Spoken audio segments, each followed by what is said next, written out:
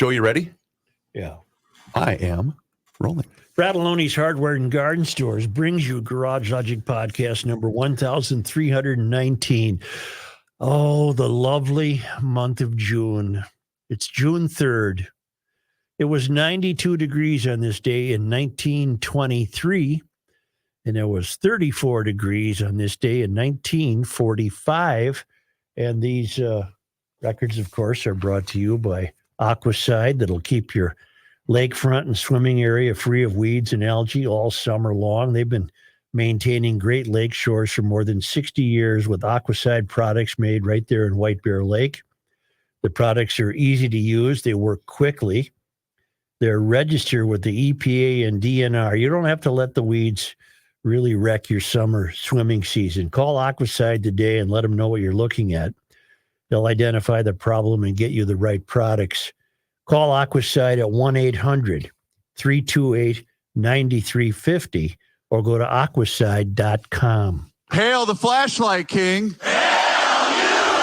And now, from the mayor's office above the boathouse on the east shore of Spoon Lake, it's Garage Logic with Chris Reavers manning Technology Corner, Kenny Olson from the Krabby Coffee Shop, John Heidt in the newsroom, and of course, the Rookie. Here is your flashlight king, fireworks commissioner, and the keeper of common sense, your mayor, Joe Souchere.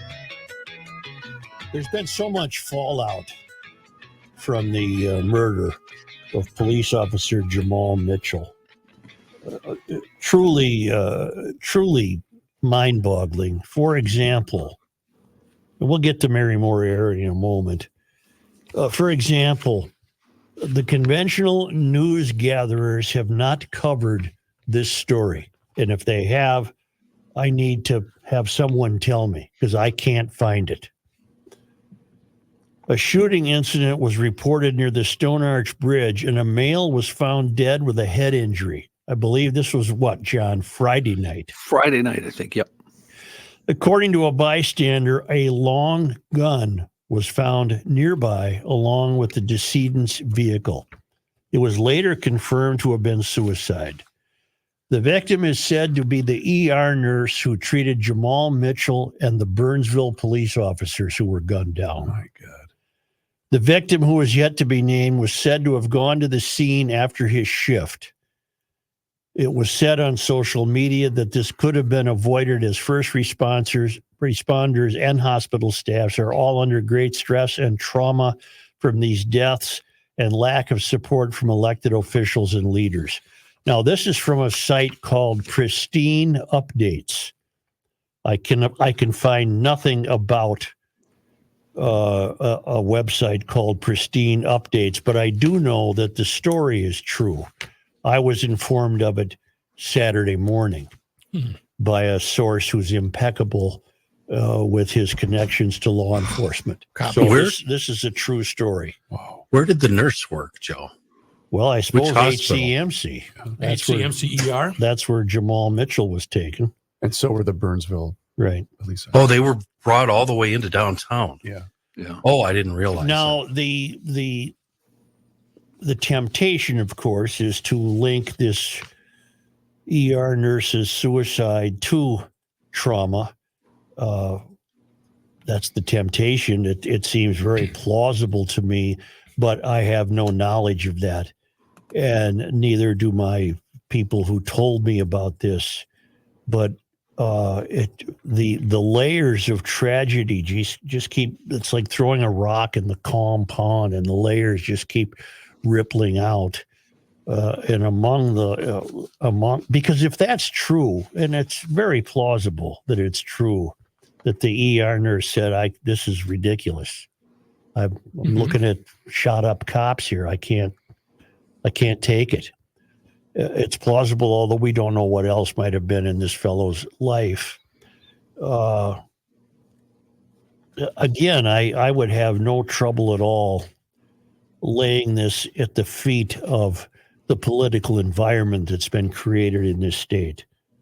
The attacks on police officers are on an increase, and they have been since 2020, when permission was virtually not only given, but encouraged.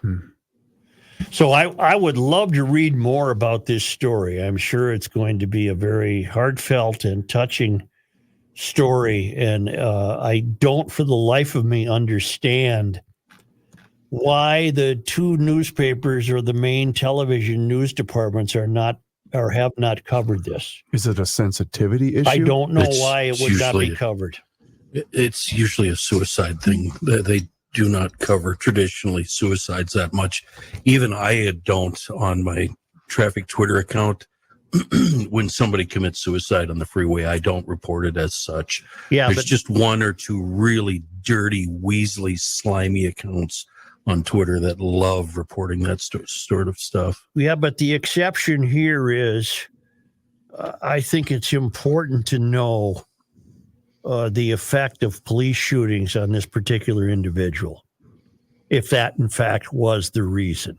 It may not have been, but I think it's a story. Despite it being a suicide, I think it's an important story. I imagine the mental trauma and PTSD that nurses and doctors and law enforcement, first responders, those people have is probably extraordinarily high.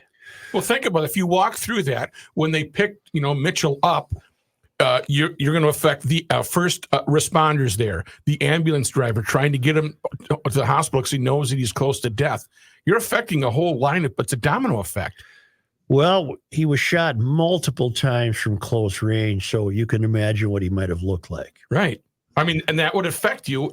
Approaching him, it would just, I couldn't get out of my head. He was shot by Mustafa Ahmed Mohammed, 35. Mohammed was convicted of felony burglary in 2008. Court records show he had an active warrant for his arrest. Mohammed was convicted on federal charges in 2016 of being a felon in possession of ammunition, according to court records. The shooting that took Mitchell's life happened just after 5 p.m. Thursday on the 2200 block of Blaisdell. When Mitchell approached this shooter, the shooter looked like he needed help, and Mitchell got down next to him to attempt to assist him. And that's when this evil bastard just kept firing at him. And then other police took him on in a gun battle. And that's when he was killed.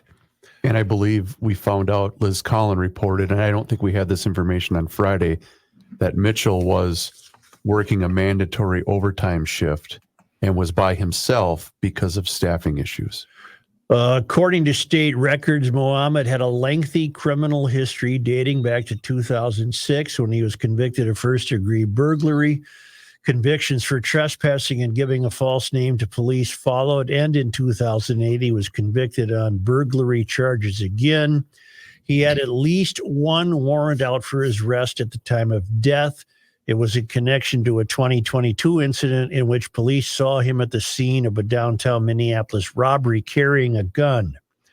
Authorities have yet to release additional details about last week's shooting, in which another Minneapolis police officer, a firefighter, and a bystander were all shot. Their injuries have been described as non-life-threatening. So it was a bad guy who might very well have been in jail or at least deprived of his gun. But God knows how many of these people are living among us in the metro area. It's truly an amazing situation. I'm going to get to Mary, but there's some stuff that just echoes the fallout that we've been talking about.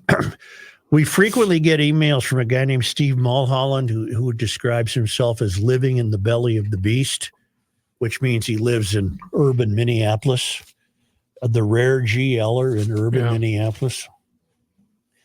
And he writes, I found this letter to constituents in response to the shooting Thursday. This is Aisha Shugati. She's the council. She's a Ward 10 representative. And I will read you her letter. Like many of you And she wrote this Friday, so a day after the death of Mitchell. Got that? Yep. Neighbors, like many of you, Whittier's my home. Last night, 3 people tragically lost their lives to gun violence. No, Aisha, they lost their lives to criminal behavior. In our neighborhood at the West 22nd Street and Blaisdell Avenue intersection, I am heartbroken for their families and loved ones who are first and most deeply impacted by this loss. 22nd and Blaisdell is one of the most diverse and densely populated communities in our neighborhood, meaning thousands of residents were traumatized by the violence outside their homes and directly impacted by the immediate aftermath. Neighbors were the first to hear gunfire and call for help. Dozens of police officers surrounded the immediate area, searched through residents' apartments, and closed off access to the perimeter. This is a very difficult thing for a community to experience. Well, that's too bleeping bad. It's fact. What do you want to do, Aisha? Many residents came home to find crime scene tape closing off all access to their home. Well, you know what, Aisha? Mitchell didn't go home. For those who experienced this yesterday, I am so sorry. So she's sorry that this caused an inconvenience in her neighborhood. Right. No matter what you're feeling, no, you're not alone. These experiences are not normal. Unfortunately, Aisha, I would say the same to you that I would say to the governor. They're becoming normal. This is the way we live. Listen to this. These experiences are not normal. Massive law enforcement presence, helicopters overhead, and gun violence should not be normalized.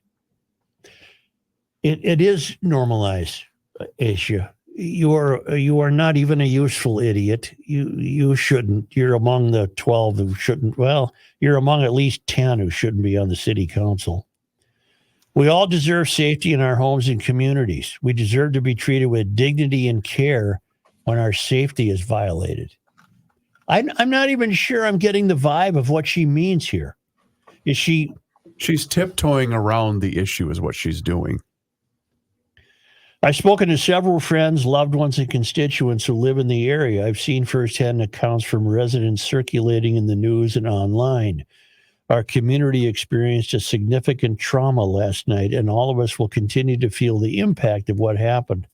Since yesterday evening, I've been in near constant communication with other city leaders, to which I would add all of whom are incompetent, except maybe Paul what's her name? Palmisano's kind of sane. And who's the guy I'm thinking of? Rainville's kind of sane. Rainville. Okay. Yeah. We still don't have information about what led to the violence. The details of what took place in response or how long the investigation will take. In other words, she's wondering how long apparently her constituents will be inconvenienced. Our community wants and deserves answers. I'm going to continue to be in touch with all of the jurisdictions assisting in completing a thorough investigation. People who lived in our community violently died here. Some are still fighting for their lives right now.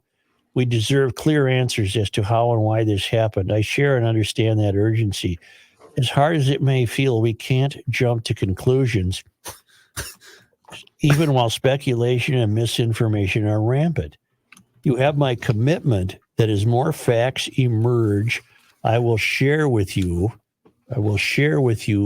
everything I can. For now, my office's focus will remain. The 2 families are still waiting to hear news of their loved ones who sustained life-threatening injuries and are currently receiving care at HCMC. I know we are keeping them and their families in our hearts as they navigate the terrifying time. In solidarity, Aisha Chugati. I believe probably that she wrote this as opposed to an aide. And I believe it was terribly difficult for her to write this. In terms of because she had to walk through a labyrinth of she represents people who hate cops. Yeah, but it was all political gibberish. That's all I heard. And so what she was saying is she put the emphasis of her concern on an inconvenienced community that was disrupted by this, and we want answers, which contains the thinly veiled implication that there's still a part of her that would question the police response to this. That's my take on it. If I'm being too unkind, then I'm being too unkind. But I don't trust the likes of her based on what I know about her. So I'm reasonably comfortable suggesting that I think this was difficult for her because she was having to contrast what she stands for, which is basically nothingness, to the hard, solid facts of law and order and rules and regulations and patriarchy and a constitution and on and on and on, all of the things that the likes of her would be happy to be rid of. And here they came to fruition in her ward. And so she doesn't like the fact that police tape is up and that there were fire engines and helicopters and good Lord, what's happening to our make-believe pretend world we had going here, you know? Yeah. So you're worthless, Chugati, and the rest of your like are. And it's just a shame. And Minnesota will continue to go downhill so long as they keep electing the likes of you. Are we going to get to a point too with her on your theory where are we going to elect someone to replace her that we're going to say, oh my God, we missed Chugati? I mean, is that the road we're heading down in all seriousness? Well, there's two ways to answer that. I've always said the politics is getting so bad that you end up missing the person that got voted out of office. For example, well, We've seen it with the Minneapolis mayors. Chris Coleman. Every year. Chris Coleman is Winston Churchill compared to Melvin Carter. Chris Coleman was horrible. Speaking of Melvin, he stirred him up over the weekend. Yeah, he's thanking Biden for paying off his college loans. We'll get to that. Don't let me stay on track. Sorry. The other way to answer your question is, yes, you will miss Chugati if there isn't a turnaround in our political life. That's hard to imagine. Because the only reason Chugati would get beat or defeated if we don't turn this around is that she's not left enough. Oh, God. Now, continuing but- from Steve Mulholland. At no point in the letter does the Ward 10 representative reference the police, much less acknowledge their heroism. Well, she does reference the police, yeah. Her disdain for law enforcement is not surprising, but in reading between the lines, she seems to stand ready to actually blame police for traumatizing residents by their massive law enforcement presence. I would agree with Mulholland. That's what I picked up. That was the vibe I picked up. He said, we do not live in Chugati's ward, but I do receive her newsletter just to keep tabs. We're in Ward 13, directly south of Ward 10.